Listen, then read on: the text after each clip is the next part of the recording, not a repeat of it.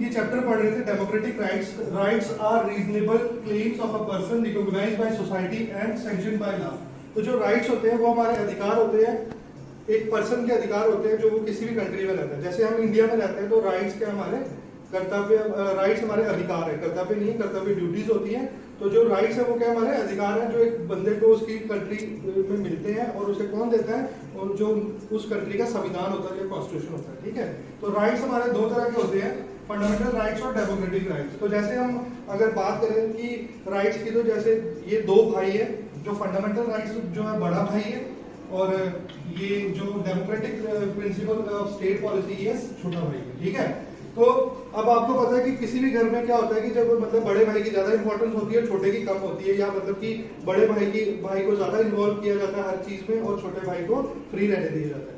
तो ऐसे ही हमारे देश में जब हमारा कॉन्स्टिट्यूशन बनाया गया, तो जब हमारा कॉन्स्टिट्यूशन बनाया जा रहा था, तो हमारे जो इंडिया के जो बड़े बड़े लोग थे, या बड़े जो एक पॉलिटिकल लीडर्स थे, या हमारे जो एजुकेशनलिस्ट थे, जब उन्होंने कॉन्स्टिट्यूशन को तैयार किया तो उन्होंने देखा कि और कंट्रीज के कॉन्स्टिट्यूशन को भी उन्होंने स्टडी किया। तो जब उन्होंने देखा कि अमेरिका का कॉन्स्टिट्यूशन देखा उन्होंने, तो वहां पे उन्होंने देखा कि लोगों को फंडामेंटल राइट्स प्रोवाइड किए गए। ठीक है, तो जो फंडामेंटल राइट्स है, तो वहां पे उनको क्या कहा जाता है अमेरिका में, बिल्स ऑफ राइट्स। ठीक है, तो हमारे जो लीडर्स थे, हमारे पॉलिटिकल लीडर, उन्होंने कहा कि हमें भी अपनी कंट्री के नागरिकों लोगों को क्या देने हैं, कुछ ऐसे राइट्स देने हैं जो उनको मतलब कि देश आजाद होने पर उनको मिल जाए, और जिनका अधिकार उन्हें मतलब हमेशा दिया जाए। तो और उसके साथ उन्होंने कहा कि लोगों के और भी राइट्स हैं, मगर उन राइट्स को उनको दिया जाएगा जैसे जैसे हमारी कंट्री डेवलप करेगी, ग्रोथ करेगी, या जिसको उसकी जरूरत होगी उसको दिया जाएगा, सभी को वो चीज प्रोवाइड नहीं की जाएगी। तो फंडामेंटल राइट्स जो होते हैं वो हमारे कॉन्स्टिट्यूशन के पार्ट 3 ऑफ इंडियन कॉन्स्टिट्यूशन से लिए गए हैं।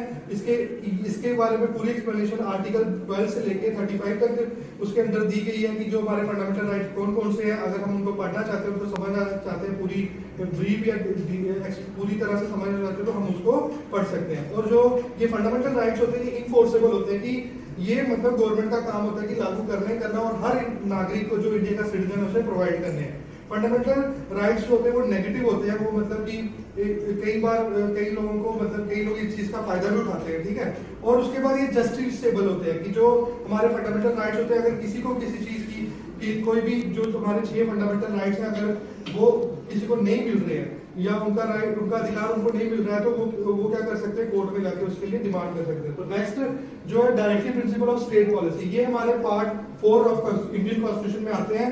आर्टिकल 36 से लेकर आर्टिकल 51 तक इसके बारे में पूरी एक्सप्लेनेशन दी गई है। अगर हम लोग उसको डीपली पढ़ना चाहते हैं तो हमें इन चीजों यहाँ से 36 आर्टिकल से लेकर 51 तक हमें उसे पढ़ना पड़ेगा। और ये इन्फोर्सेबल ही होते हैं कि इसको गवर्नमेंट लागू नहीं करती है किसी के ऊपर, जिसको उसकी रिक्वायरमेंट होती है, जिसको उसकी जरूरत होती है, उसको दी जाती है। ये पॉजिटिव होते हैं, ये कोई भी इम्पैक्ट या कोई इफेक्ट नहीं करते गवर्नमेंट को, और ये नॉन जस्टिसेबल होते हैं, कि ऐसा नहीं कि अगर आपको कोई directive principle of state policy का कोई भी अधिकार आपको नहीं मिलता तो आप गवर्नमेंट कोर्ट में जा सकते हो, ऐसा कुछ नहीं होता। ठीक है, तो आइए हम नेक्स्ट पढ़ते हैं कि जो हमारे directive principle of state policy है, उनको 3 कैटेगरी में क्या किया गया है, कैटेगराइज किया गया है। कितनी कैटेगरी में किया गया है, 3 कैटेगरीज में। कितनी किया गया है, 3।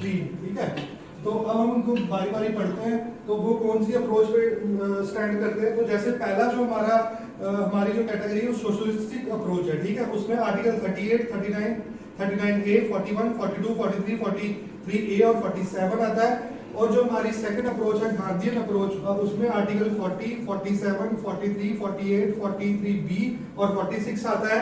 और जो हमारा थर्ड अप्रोच है लिबरलाइजेशन अप्रोच, उसमें 44, 45, 48, 48A, 49, 50 और 51 आर्टिकल आते हैं। तो ये सभी आर्टिकल मतलब ये जो हमारी कैटेगरीज है, इनकी अप्रोच है, इनकी मतलब इनके विजन पे डिपेंड करते हैं। जैसे ये जो भी आर्टिकल इसके अंदर आते हैं वो सोशलिस्टिक अप्रोच रखते हैं, कि सोसाइटी के बारे में काम कर रहे हैं। ये जो इस गांधीयन अप्रोच के अंदर जितने भी आर्टिकल आते हैं, वो गांधी जी ने जिन चीजों को प्रमोट किया, जिन चीजों को आगे बढ़ाया, या जिन चीजों के बारे में वो डिमांड करते थे, उन चीजों के ये आर्टिकल हैं।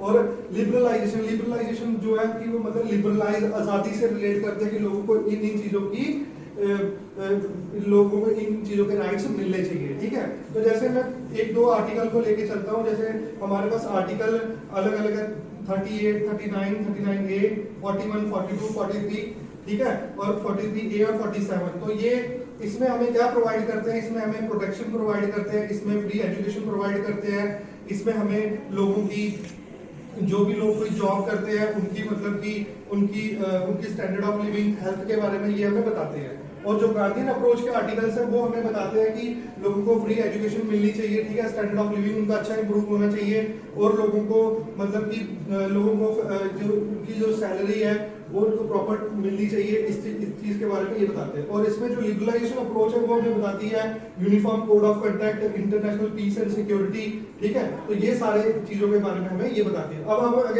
इसे ब्रीफ या पूरा एक्सप्लेन करके पढ़ना तो उसे हम नेक्स्ट वीडियो में पढ़ेंगे।